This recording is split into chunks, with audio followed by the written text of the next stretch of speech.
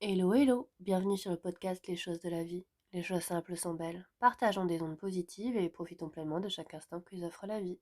J'espère que mon contenu te plaira et je te dis à très vite.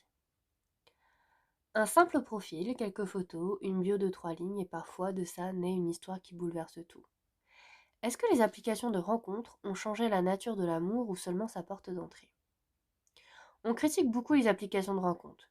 Trop superficielles, trop rapides, trop nombreuses en choix pour qu'on s'attache vraiment.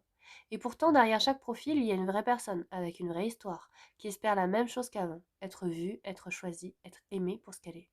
Ce qui a changé, ce n'est pas le désir d'amour, c'est la manière dont on se rencontre.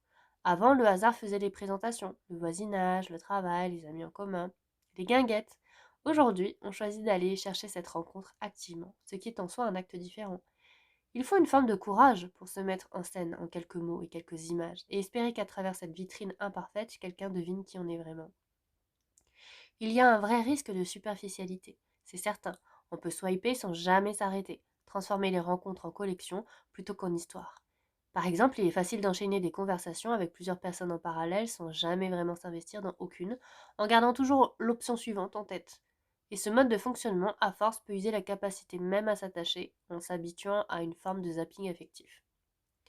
Mais j'observe aussi le contraire, des échanges de messages qui, avant même une première rencontre physique, construisent déjà une intimité réelle. Des mots choisis avec soin, une curiosité sincère, une écriture qui parfois en dit plus long qu'une conversation en face à face où on se cache derrière le small talk. Prenons l'exemple de deux personnes qui échangent pendant plusieurs semaines avant de se rencontrer physiquement. Parfois parce que la distance ou les circonstances retardent la première rencontre, cette période d'échange, purement écrit, peut sembler être un désavantage. En réalité, elle offre quelque chose d'unique. Le temps de réfléchir avant de répondre. La possibilité de vraiment choisir ses mots, une forme de pudeur qui protège une intimité naissante, et certaines des conversations les plus profondes qu'on puisse avoir avec quelqu'un se déroulent précisément dans cette phase, avant que le corps et le quotidien ne viennent, eux aussi, s'ajouter à l'équation.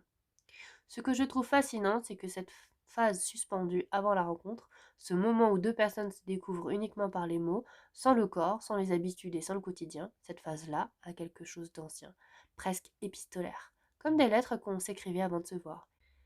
Et parfois, c'est précisément cette lenteur des mots, avant la rencontre physique, qui pose les fondations d'un lien profond. L'application, ce n'est qu'un outil. Elle ne fabrique ni l'amour ni sa durée, elle ouvre une porte. Ce qu'on en fait ensuite ne dépend que de nous. Un même outil peut servir à collectionner des rencontres sans lendemain ou à trouver une fois la bonne personne avec qui l'histoire prend une toute autre ampleur que ce que le format initial avec quelques photos, une bio et 3 lignes laissait imaginer. La différence ne se joue pas dans l'outil mais dans ce qu'on choisit d'en faire une fois la porte franchie. Et vous, si vous êtes rencontrés en ligne, qu'est-ce que cette phase d'écriture avant de vous voir a construit entre vous? Le médium change, le besoin d'être aimé, lui, ne change jamais. Je te remercie d'avoir écouté mon podcast. Je te dis à très vite pour un nouvel épisode et en attendant, prends bien soin de toi.